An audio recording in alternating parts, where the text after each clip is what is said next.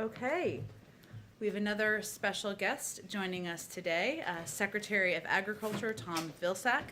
As you all know, this is Secretary Vilsack's second turn at the Department of Agriculture, which he led in the Obama-Biden administration from 2009 through 2017, making him the longest-serving member of President Obama's cabinet. In those years, Secretary Vilsack fought to put Americans back to work by investing in rural infrastructure, renewable energy, and large-scale conservation partnerships. Under his leadership, USDA introduced healthier food choices in school meals to benefit 50 million children and expanded free and reduced price lunches for millions of kids. Prior to his appointment, or nomination and confirmation, I should say, Secretary Vilsack served 2 terms as the governor of Iowa in the Iowa State Senate and as the mayor of Mount Pleasant, Iowa. With that, I will turn it over to the Secretary, who will take a few questions once he concludes his remarks.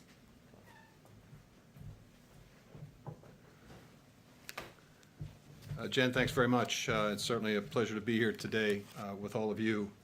I'm here primarily to talk about food and nutrition security, and you may think that that is just about food and nutrition security, but in fact it's about a lot more than that. When you understand that 25% of America's workforce is directly or indirectly impacted by the food and ag industry, that it represents a significant percentage of our GDP, that educational achievement is somewhat dependent on youngsters having healthy and nutritious food as they begin their school year and school day, and the fact that it is a noted effort at reducing poverty, food and nutrition security becomes an important issue. And certainly we've seen the impact of that during the course of the pandemic.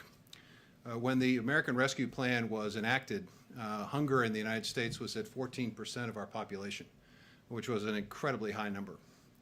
Today, as a result of the investments under the American Rescue Plan, we now know that hunger has dipped to 8% of America's population. That's a remarkable drop in a 6-month period. It is a result of extending SNAP, as we did in the American Rescue Plan, creating a summer EBT program that will institute opportunities for nearly 30 million children to have access to nutrition during the summer months, increasing our commitment to WIC, and basically making a down payment, if you will, on hunger reduction. We have the opportunity over the course of the next several months, as Congress considers the American Job Plan and the American Family Plan, to cement those results and to actually build upon them. There are 3 key investments for nutrition and food security in the American Families Plan. First, we're going to make permanent this incredible and historic effort to feed kids during the summer months. There are, as I said, nearly 30 million American children who are in free and reduced lunch status in schools. At the end of the school year, there is no program other than a summer feeding program, which impacted and affected several million of those 30 million children. Now we have the opportunity to provide each one of these families with a card that looks like this. This is the summer EBT card that's available. It allows parents the opportunity to go to the grocery store as they do with their SNAP card and be able to purchase additional fruits and vegetables and other wholesome food for their children, ensuring that 30 million kids will have the opportunity to have nutrition during the summer, which means that they'll be better prepared to begin school ready to learn in the fall. We're also extending with this effort the opportunity to impact free school meals in high poverty school areas. By focusing on the community eligibility program that essentially identifies the ability of a school district where SNAP participation is roughly 40% to extend free meals to everyone in that school. This is going to expand opportunities for youngsters to be well fed, and we know from a recent Tough study that one of the healthiest places in the country for children to eat is now in America's schools. So we're going to see that extended, and we're going to focus with a specific laser-like focus on elementary schools to make sure that our youngest learners have the best possible opportunity. And finally, we're going to invest $1 billion with Congress's help and assistance in trying to figure out strategies that will improve even more than we already have the nutritional value and quality of the meals that youngsters receive in schools. So these 3 steps, these 3 key investments on the American Families Plan will allow us to cement the gains under the American Rescue Plan and hopefully impact and reduce hunger to the point eventually one day where we won't have to have a press conference about hunger. So with that, I'd be happy to take questions. Great. Andrew, you want to kick us off? Yeah, Secretary Vilsack, a couple questions. One about the mines that you, the mine project that you had previously blocked, and then the Trump administration allowed those to open up. Do you have any particular view on whether that should be reopened or not? This is the twin metal copper mine. There's always a very difficult balance to strike in any of these questions. And certainly in this particular one, you're balancing a pristine, incredibly important and valuable natural site, the boundary waters of the Mississippi, tremendously unique area. It's one that the late Walter Mondale felt very strongly about, and I know that from a personal experience with the former vice president. He called me repeatedly on this issue. So you've got that on one hand. On the other hand, you obviously have jobs and economic opportunity. And I think the challenge is to try to see if you can strike a balance. And that's what we attempted to do in the previous administration, and I don't see any reason why we should change that calculation, trying to find the balance between preserving a pristine area and at the same time looking for ways in which job growth, economic growth can take place in rural areas. And that's what we're going to attempt to do. There are no final decisions being made on this. This is obviously something we also have to do in conjunction with the Department of Interior. They have a stake in this issue as well. Alex? Oh, I just want to get to a bunch of people and he has limited time, so go ahead, Alex. Sure. One way of increasing SNAP benefits is by reforming the Thrifty Food Plan. And I know that that is under review right now. Can you talk a little bit about what that review entails and when we should expect results and how the reforms would be implemented if the program is approved? It's a complicated question and one that hasn't been reviewed in detail for quite some time. And we expect and anticipate during the course of the summer months that we will complete our review and then have an opportunity perhaps to have a conversation about this in the fall. And this will be appropriately timed because, as you know, the American Rescue Plan called for an extension of the increase in SNAP over the course of the summer months until the end of September. So it's timely for us to look at this. I'd simply say that the principles that we're operating under in this area are, number one, the benefit has to be meaningful to American families. With the American Rescue Plan, we saw an additional $100 a month for a family of four being added to the groceries, to their grocery purchases. It also impacts jobs, as I said before. That SNAP benefit increased and supported tens of thousands of jobs in grocery stores and across the food chain. It also has to be conveniently available. It's one of the reasons why, again, the American Rescue Plan has provided opportunities for us to look at online purchasing, make it more convenient. It has to be operated with integrity, obviously. And it has to be, we have to look for ways in which we can incent and encourage those dollars to be used in the best way possible to provide the most nutritious benefit to American families. And that's the goal, and that's what we'll look at when we look at the Thrifty Food Plan. Alex? Secretary, a group of Midwestern farmers last week sued over the COVID loan forgiveness program, arguing that it's unfair to them because they're white. Your reaction to that lawsuit, and do you stand by the program's structure? It's a great question. I appreciate it. I think I have to take you back 20, 30 years when we know for a fact that socially disadvantaged producers were discriminated against by the United States Department of Agriculture. We know this. We have reimbursed people in the past for those acts of discrimination, but we've never absolutely dealt with the cumulative effect. And by cumulative effect, I mean this. When I have the full advantage of all the USDA programs throughout the last 30 years, my operation could grow. I could invest in more land. I could get the latest and best technology. I could plant my crop at just the right time. I could make more money. If I had limited access or no access to USDA programs, obviously my operation significantly limited. So the American Rescue Plan's effort is to begin addressing the cumulative effect of that discrimination in terms of socially disadvantaged producers. Secondly, when you look at the COVID relief packages that had been passed and distributed by USDA prior to the American Rescue Plan, and you take a look at who disproportionately received the benefits of those COVID payments, it's pretty clear that white farmers did pretty well under that program because of the way it was structured. It's structured on size and structured on production. So I think there is a very legitimate reason for doing what we are doing. I think it has to be complemented with additional steps, which the American Rescue Plan provides, an equity commission to take a look at whether or not there are systemic barriers that need to be removed at the department, and also taking a look at how we might be able to create better technical assistance, better access to land, better access to markets for socially disadvantaged producers and for local and regional food production. So we're going to continue to proceed forward. Understand that litigation is going to be what it is, and we'll obviously have the Department of Justice and others do what they do.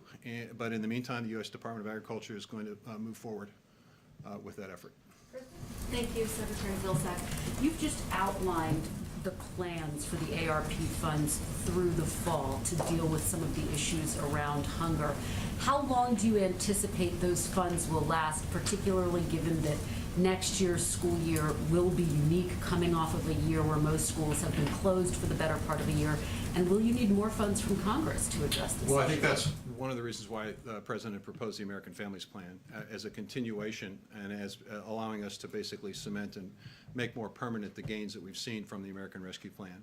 In the meantime, we have worked with schools, understanding that they're faced with a lot of uncertainty about the upcoming school year. And so we have already decided that we have available resources to be able to provide for universal free lunch for schools throughout the 21-22 school year. And that will extend, I think, until the end of June 2022. With the passage of the American Families Plan, we would then have the summer EBT program to provide additional support and help.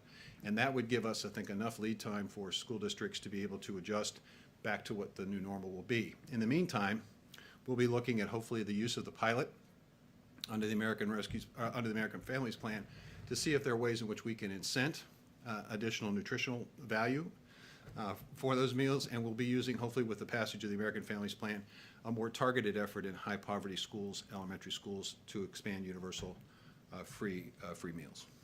Okay, and that's the last one. On this idea of a carbon bank, since you've been on the job, what is the feedback that you've gotten from farmers, and is this something that you think needs congressional approval? You know, I was at a meeting yesterday with the Environmental Protection Agency Administrator, Michael Regan. He did a terrific job. We had probably 25 farmers. I was very pleased with the level of support and interest that the farm community has for ways in which they can be engaged in this effort to reduce emissions and to be engaged in this climate effort. We had multiple questions about this in terms of how can we do this? Not we're against it or we are opposed to it or we don't think it should happen. It was how can we do this? How can we be part of this? Because farmers understand something very, very fundamental about this. This is the opportunity of a lifetime for us to create additional revenue opportunities for farmers. Now, why is that important? Because today, 89.6% of American farms, the majority of income does not come from the farm for those farm families. That means they have to have an off-farm income. So it's the Department of Agriculture's job to find more, better, and new markets. Climate provides that opportunity. Whether it's a fund, whether it's conservation resources, whether it's investments in technology that will allow them to capture methane and reuse it, or whether it's creating new opportunities for bioprocessing and new jobs in rural places, all of that has to be done. And I think the USDA has enormous capacity, an enormous set of tools that can be used to provide the resources to work with the farm community to embrace this future. And I think they are in agreement with President Biden when he says the net goal here is net zero emissions by 2050. I think that's doable, and I think in doing it, I think we'll improve income opportunities for farmers. We'll certainly do right by the environment, and I think we'll also have healthier and better soil and cleaner water. Would it need congressional approval, a carbon bank? Well, it needs congressional approval in the sense that you have resources in all of these programs that require funding. We have a lot of flexibility already at USDA, and we're going to be utilizing that flexibility in a way that creates more new and better markets. And I think farmers are going to find that to be they're going to be very agreeable with that. Thank you, Thank you. Secretary Vilsack. Thank you, And as always, if you all have follow-up questions, we are happy to connect you with this team following the briefing. Thanks, and we'll love to have you back. Thank you so much. I'll just note my first campaign was for the Secretary's gubernatorial race in 2002, so full circle. Couple of items, additional items for all of you at the top. This afternoon, President Biden, as you know, will deliver remarks on the American Rescue Plan's Restaurant Revitalization Fund, the administration's program to provide relief to restaurants, bars, food trucks, and other food and drink establishments. As we all know, restaurants were some of the first and worst hit businesses in the pandemic. The Restaurant Revitalization Fund provides $28.6 billion in direct relief to restaurants and food and beverage establishments, and prioritizes those that are women-owned, veteran-owned, and owned by other socially and economically disadvantaged individuals by only funding applications from these businesses for the first 21 days of the program. Then it expands beyond there. Earlier today, the president also visited one local restaurant that was a beneficiary of relief funding through the Revitalization Fund's pilot program. Taqueria Gemelas, I'm going to butcher that and I apologize. I want to go there and have some tacos, is owned in part by Mexican immigrants, and during the pandemic went from 55 employees to just 7. So clearly in great need. These funds will allow business owners to complete delayed projects, rehire and raise the wages of their staff, pay their rent, and operate with confidence again. Applications for the program opens up on Monday, and in just the first 2 days of the program, 186,200 restaurants, bars, and other eligible businesses in all 50 states, Washington, D.C., and 5 U.S. territories applied for relief. 97,600 applications came from restaurants, bars, and other eligible businesses owned and controlled by women, veterans, socially and economically disadvantaged individuals, or some combination of the three. 61,700 applications came from businesses with under $500,000 in annual pre-pandemic revenue, representing some of the smallest restaurants and bars and businesses in America. We look forward to implementing that program. With that, I think we can go, Alex, to you. Questions? So the CDC summer camp guidance is very strict, as Dr. Fauci acknowledged today. It requires even adults who have been vaccinated to wear masks outside at all times. It requires children to be socially distanced. Can you explain why that contradicts the administration's guidance that vaccinated adults don't have to wear masks outside? And also, Dr. Fauci suggested that it may change as the science becomes clearer. But is the administration at all concerned that there won't be compliance with something this strict, and there won't be compliance if it continuously changes? Sure. Well, first, I think everyone can expect that the guidance will continue to be updated and will continue to change. And I think as a parent myself of kids going to summer camp, don't tell them I said that, I would welcome that. And there's no question what the CDC is trying to do is provide guidance to the American public, to parents, to families that they can trust, that they know is reliable, based on medical experts, doctors, based on data on how they can feel safe. The guidance that was rolled out last week does not convey that when you're outside in a crowd, you should not wear a mask. If you are outside and you're not in a crowd, and you're vaccinated, you don't need to wear a mask. And obviously, there is nuance in all of these applications, and people are still learning how to apply it. But as kids are dropping off, as parents, I should say, are dropping off their kids at summer camp, as there are tons of kids, tons of parents, counselors, that certainly wouldn't be someone alone. But I think what Dr. Fauci was conveying, Alex, is that the data, they're going to continue to look at the data, and they want to put out updated guidance as they feel comfortable and confident in what they can provide to the American public. Sure. And there's a new evaluation of the American Families Plan out by the Penn-Wharton budget model, and they found actually that the plan would increase the deficit and fail to grow the economy as much as President Biden has claimed. And so is there risk in the long term that the president might not be able to fully deliver on what he's promised economically? Well, first, let me say we strongly disagree with the analysis, as do other independent experts. According to an analysis out this week from Moody's, GDP in 2030 will be more than $700 billion higher than it would be without the Jobs Plan and the Families Plan. This is in large part because labor force participation will be nearly a full percentage point higher due to the effects the benefits of childcare support, and paid family leave. And that same analysis found that the economic benefits would only increase over time due to increased college enrollment and universal pre-K, which will help some of the 2 million women who are no longer in the workforce get back in. The Penn-Wharton model analysis also off in a number of important ways. It gets the cost of the investments wrong by about $700 billion, even though our estimates come from career officials at OMB. Moody's, for example, arrived at deficits even lower than the administration than we had when it came to the effect of the family's plan. And of course, our plan would be implemented over a series of 8 years and 10 years and paid for over 15. So we're going to rely on the majority of economic analysis out there and our own analysis in here, and we are confident we'll be able to reach both our job creation projections and, of course, do it in a way we can pay for it. One international question. Israeli Prime Minister Benjamin Netanyahu missed the deadline to put together a coalition government yesterday, or a new governing coalition. Is the president monitoring the situation, and does the administration have any sort of response or perspective on the possibility of a new coalition government there? Well, we do read all of your news coverage, but we are not going to comment publicly on government formation while that process is underway.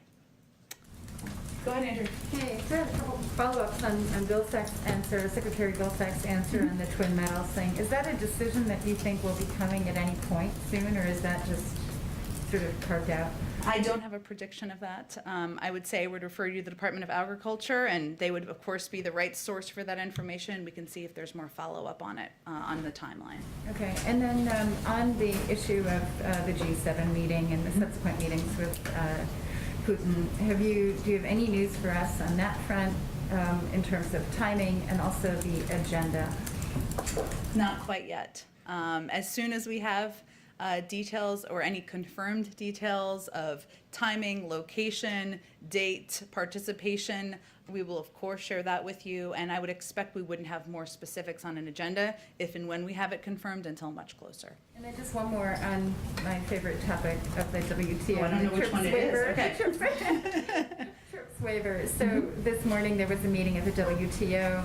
Catherine Tai made some comments during an FT session talking about, time being of the essence, really sort of underscoring. There are multiple reports out also about kind of a division within the administration on this waiver issue. Can you just really walk us through what your perspective is on this and why? So that there's so many people in institutions and organizations now really putting pressure on President Biden to back this waiver.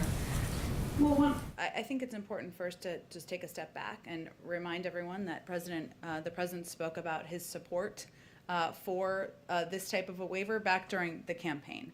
But we are running a process. We have been running a process in the administration that includes all stakeholders in the administration. And he is somebody who has welcomed people of different views. He wants to know the details. He's a details guy, and he wants to dig into the pros and cons and all of the considerations for any decision. As we look at this decision, what we're really talking about, I know you know this, Andrea, but for others, we're really talking about the U.S. position as it relates to the WTO process, right? And that process will take a series of months and requires a unanimous point of view to move forward. So what the consideration now is the U.S. position. Our objective overall, as we look at this decision, is how can we provide as much supply in the most cost-effective way to the global community? And clearly there are steps we've announced, we're in the process of taking. Providing 60 million doses to the global community once we have that available that are AstraZeneca doses. Earlier this week, Pfizer announced they'll also be sending doses or manufacturing doses for the global community. And we're going to continue to work with our partners. I expect we'll have more. Now that the WTO meetings are underway, we'll have more to say very soon on this. Are you concerned about setting a precedent that could be, so even if India and South Africa narrow the proposal, which is apparently something that's going on, and maybe you could confirm that is your understanding. Even if that proposal is narrowed, are you concerned that you're going to be setting a precedent that could harm U.S. companies in the future? Which is what, we hear from U.S. industry. Well, clearly as these decisions are weighed, we take intellectual property incredibly seriously. And we also, though, are in the midst of a historic global pandemic, which requires a range of creative solutions, and we're looking at it through that prism. It I'm sorry, Jen, I just want to be very clear. It sounds like you're pushing us or leaning toward some kind of a waiver of some kind. I'm not trying to give you an indication. That obviously would be an announcement or a decision that would be recommended by the USTR, and a decision I would expect that would be made by the USTR. But what I'm trying to give you an understanding of, which I think was your question, is what the considerations are in the thinking and I decision. think a decision will be made. Soon. Go ahead. I have questions on a couple of different topics. The first is on the debt limit. Is the White House concerned about being able to avoid a government shutdown and raising the debt limit, considering the Treasury is unsure how long it can use the extraordinary measures it has? And what's the White House's strategy for pressuring Congress to agree to raise or suspend the debt limit, or are you leaving that to Treasury to figure out? Well, first, I will say that on the issue at hand, raising or suspending the debt ceiling does not authorize new spending. Sometimes, I'm not saying you're confused about that. Some people sometimes are.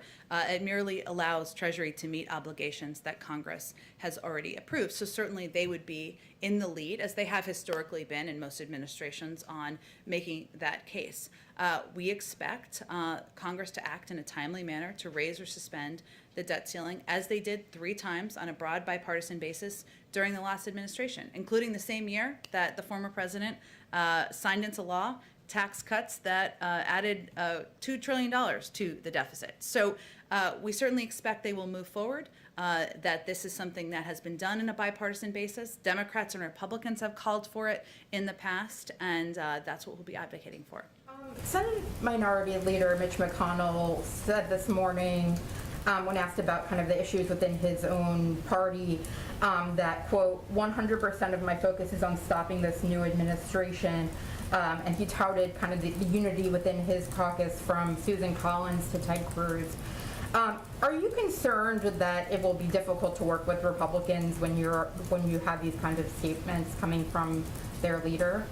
Well, I guess the contrast for people to consider is 100% of our focus is on delivering relief to the American people, on getting the pandemic under control and putting people back to work. And we welcome support, engagement, and work with the Republicans on that. And the president has extended an open arm to that. The door to the Oval Office is open. He's invited Senator Capito to bring a group of her choosing to the White House next week. And we think there is opportunity for agreement to deliver on relief to the American people. One quick question. A judge this morning struck down the CDC's national moratorium on evictions. Do you have a response to that and the administration's plans to appeal potentially? Yes, I do. We understand, and this just happened, as you alluded to this morning, we understand the Department of Justice is reviewing the court's decision and should have more to say later today. We also recognize, of course, the importance of the eviction moratorium for Americans who have fallen behind on rent during the pandemic. A recent study estimates that there were 1.55 million fewer evictions filed during 2020 than would be expected due to the eviction moratorium. So it's clearly has had a huge benefit, but we would expect that a response and any, of course, decision about additional action would come from DOJ, and you may hear more from them today. Go ahead, Christine. Thanks, Jen. Facebook has decided to keep former President Trump off of its platform for now.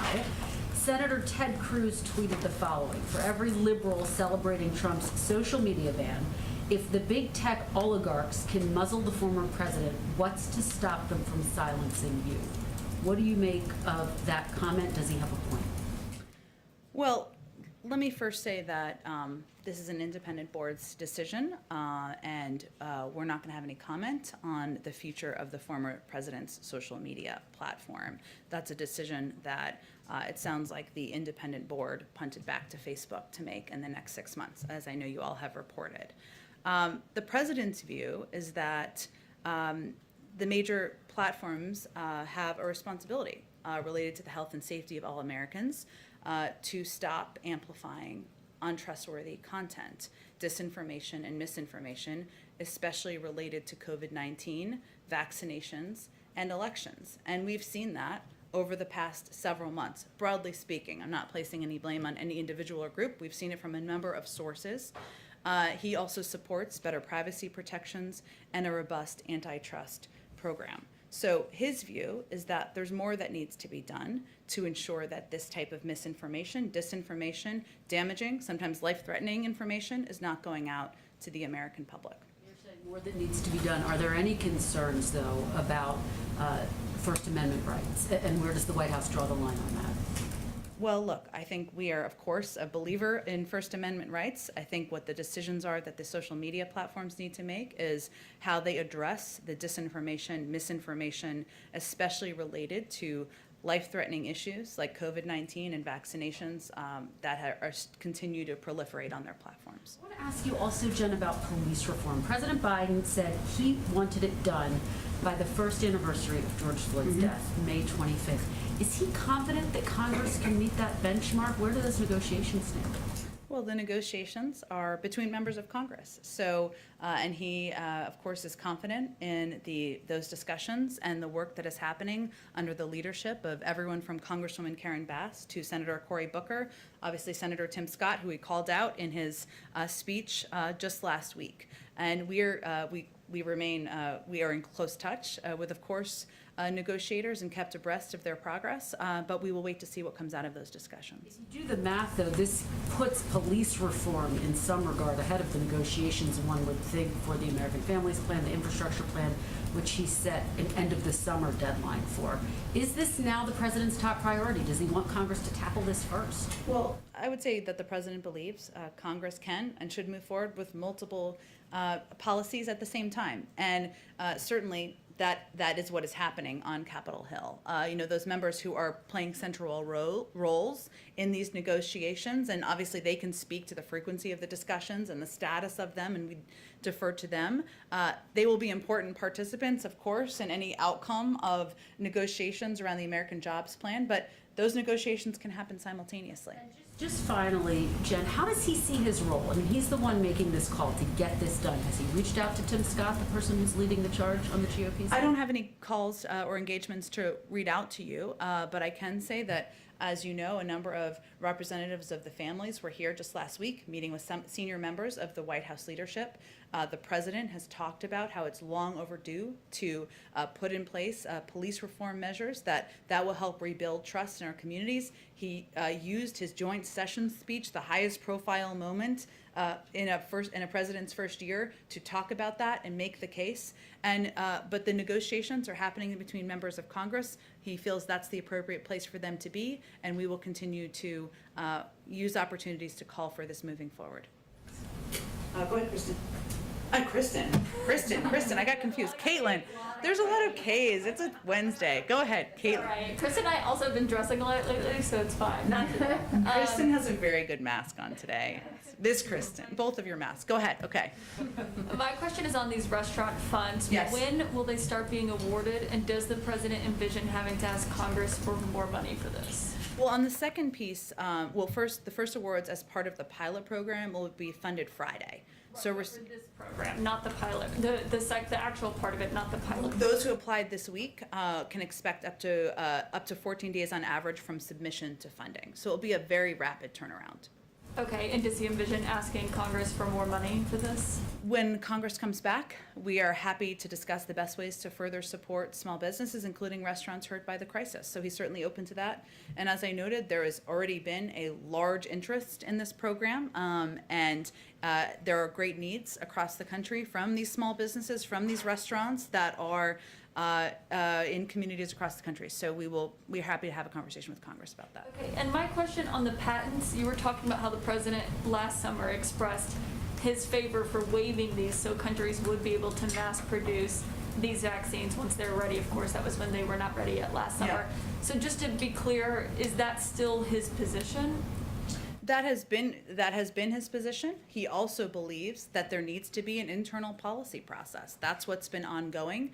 The recommendation, the appropriate process, the recommendation to come from the USTR, and then any announcement about a decision would come from USTR. And that's how government should function and should work. And as and I noted in response to Andrew's question, there are of course considerations, but we're also in the midst of a global pandemic, and our objective is to getting as much supply out into the global community as quickly as possible in the most cost-effective manner as we can. But what Did he communicate to Catherine Tai, his trade representative, before these meetings with the WTO on this are underway?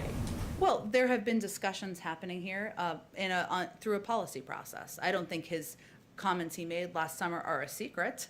They're certainly not.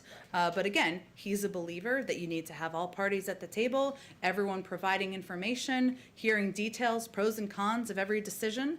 And that's exactly what he asked for from his policy teams. So given what he's heard from the policy teams, from the health experts, people like Dr. Fauci have weighed in publicly about whether this would be helpful in making vaccines right now or if that would be further down the road. But is his position still what he said last summer, which is absolutely positively he will ensure there are no patents standing in the way of other countries and companies mass producing these life-saving vaccines? That has been his position, but he is the President of the United States who believes in the advice, the counsel, the considerations of his policy teams, and that has been the process that's been ongoing over the last several weeks, and I expect we'll have more to say quite soon. It's also important to note, just in response to one of the things you said, that this is about the U.S. position. There would be an entire process at the WTO that would likely be months in the making. And that's just how the process works. So there's also a consideration leading up to that. Okay, thank you. Okay, go ahead. Thank you, Jen. Yesterday, you said that the CDC engaged with around 50 stakeholders when coming up with these guidelines for reopening schools. So in addition to the teachers union, the American Federation of Teachers, who are these other roughly 50 stakeholders? Well, let me give you, I'm not going to read all 50, and I'm happy to send them to you after. But just as an example, while I find this lengthy list, they include the YMCA, they include the Council of Chief State School Officers, the National Association of School Nurses, the National Governors Association, Big Cities Health Coalition, Autism Speaks, Council of Great City Schools. So there's a range of organizations, and as we were talking about yesterday, the objective is to have a better understanding of implementation, how it would work, and ensure that these guidelines can be implemented and they would not provide harm to the communities that they would be impacting. But can you just explain maybe just a little bit more, why the CDC needs all of this input from so many outside entities? Why can't it just come up with these science-based guidelines on its own? Well, they do so to ensure that the recommendations are feasible to implement and that they adequately address the safety and well-being of individuals the guidance is aimed to protect. And that type of consultation is pretty standard as a part of their consideration processes. One other topic. Sure. Right now, there is a huge Chinese rocket in outer space that's going to be crashing down to Earth, likely on Saturday, and nobody knows exactly where. It'll likely be in an ocean, but it could, or pieces of it could, come down over a populated area, and this isn't the first time that China has knowingly allowed something like this to happen. So does the White House condemn this kind of repeated reckless behavior from China's space program?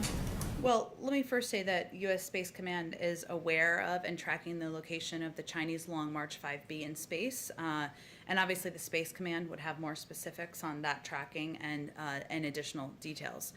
The United States is committed to addressing the risks of growing congestion due to space debris and growing activity in space. And we want to work with the international community to promote leadership in responsible space behaviors. It's in the shared interests of all nations to act responsibly in space to ensure the safety, stability, security, and long-term sustainability of outer space activities. So cooperation is a hallmark of our approach. We're going to work with our international partners on that, and certainly addressing this is something we'll do through those channels. And just a quick follow-up. If this rocket does cause some serious damages here on Earth, would the White House enforce China paying some sort of compensation as required by the UN Space Liability Convention?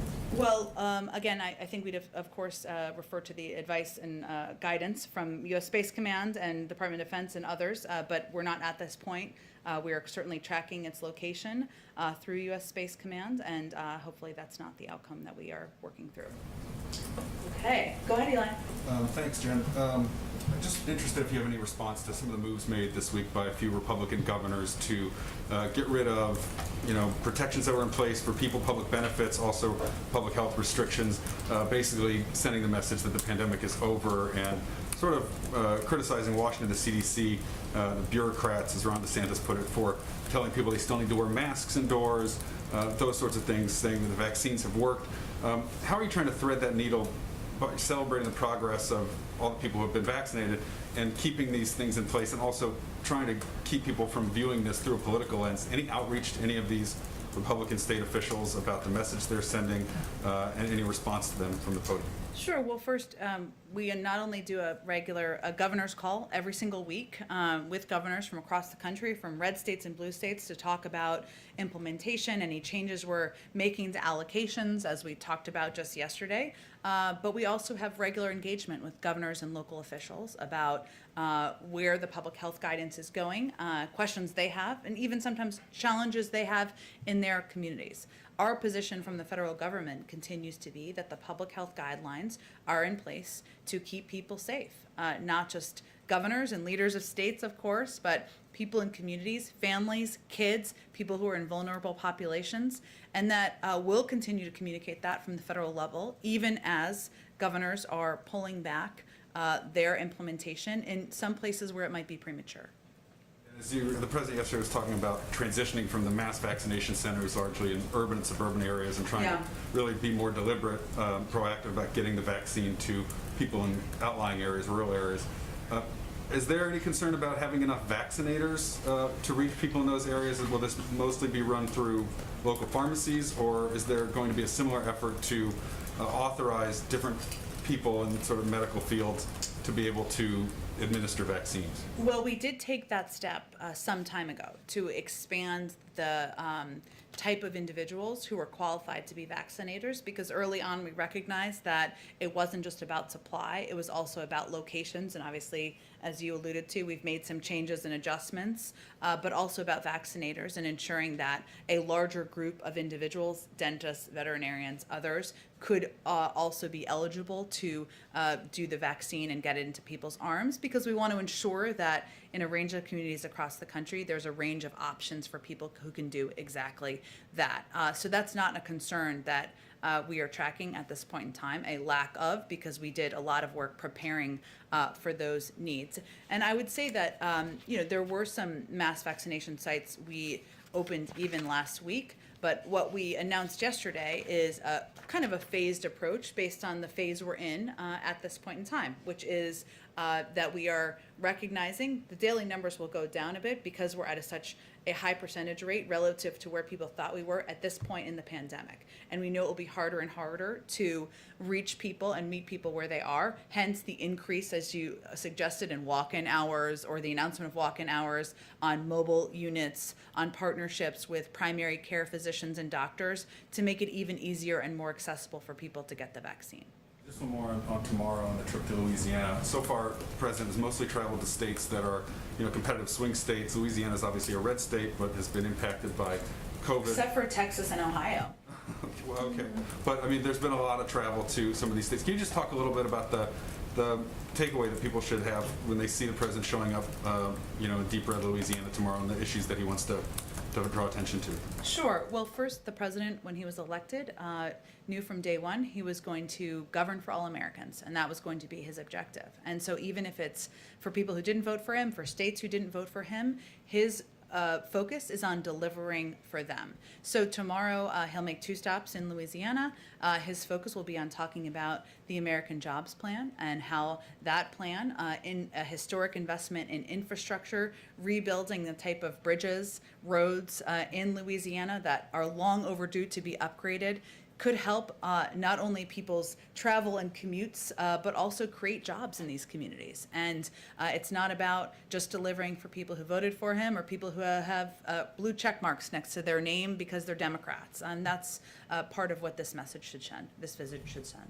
Go ahead, Hans. I get that you sort of prefer the Moody's model over the Penn Wharton. I'm just curious if the White House is going to accept whatever CBO and JCT scores the president's proposals at. Well, I think our issue with the Penn Wharton model was the data it was based on, and that it was off. And so we'll have to look at what the data that any future analysis is based on, and then we'll give an assessment. Okay, so even official, you're not embracing whatever the official assessment will be from CBO and JCT? Well, Hans, there is no assessment at this point in time. Our assumption is that they would be abiding by accurate data, so we'll look forward to seeing those assessments. And when do you expect those assumptions and data to come in? I don't have a prediction of that. Suggest you ask them. Go ahead, Alex.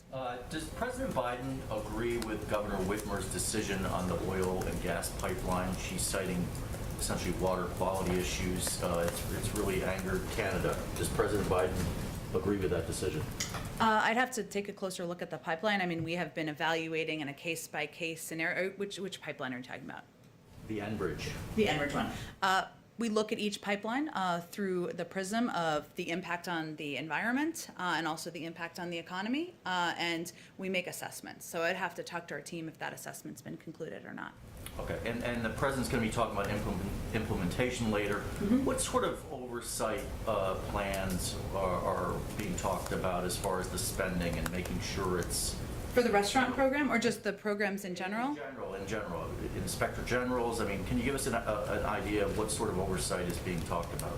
Well, first, the president came into this job having served as the person overseeing the implementation of the American Rescue and Recovery, the ARRA, back in the early days of the Obama-Biden administration. He takes waste, fraud, and abuse incredibly seriously, and we have put in place changes and reforms to programs at SBA and other programs that have been implemented where we've seen incidents of that in the past. It's also why he has somebody, Gene Sperling, overseeing the American Rescue Plan implementation to ensure there is coordination across government, that we are tracking where we see issues, and certainly he's somebody who welcomes oversight and wants to do everything we can to reduce any waste, fraud, and abuse in these programs. And just finally, I wonder if the president or anyone else in the administration spoke with the Treasury Secretary yesterday, given some of her remarks that she then sought to clarify. Well, the secretary herself addressed her remarks later in the afternoon, so I'm not aware of any calls yesterday. She will be here in the briefing room, and they'll have their regular economic briefing on Friday. Go ahead in the back. So I want to talk about climate for a second. The president had said in his executive order in January that he would call for a green procurement plan for the federal government, and part of that was about buying electric cars. The deadline for that plan was April 27th. Do you know what the status of it is and why the delay? I don't have an update on the status. It is something, as you noted, he talked about early administration. He's absolutely committed to, but I'm happy to check with our team and see where our report on that lives. And I also want to ask, does the Biden administration have a timeline at this point for issuing pardons and commutations? I don't have any previewing of that to provide, and probably won't from here. Go ahead in the back. Yes, is the Los Angeles Mayor Eric Garcetti under active consideration to be the ambassador to India or any other country? I don't have any personnel announcements or assessments to make here from the podium, but hopefully we'll have some more formal announcements on ambassadors soon. And the Tokyo Olympics are 12 weeks out. At what point does the president need to make a decision about his attendance? His attendance? And what factors are delaying the announcement? Well, I think the president and his team assess any invitation as it comes in, but 12 weeks is some period of time. I don't have any updates or predictions on whether or not he'll travel or accept the invitation made to attend the Olympics. Go ahead. Thanks, Jen. Two questions. First, on the large sports arenas that are beginning to allow for fully vaccinated fans in special sections. Both Citi Field and Yankee Stadium in New York have made those announcements, and I know there are some others. Does the administration think that that is a good approach for sports teams to take, and maybe other large event venues? And are there any concerns about equity when it comes to access to facilities, if particularly those that were built with some public money in some cases, I'm sure, when it comes to people who may not have been able to get vaccinated yet?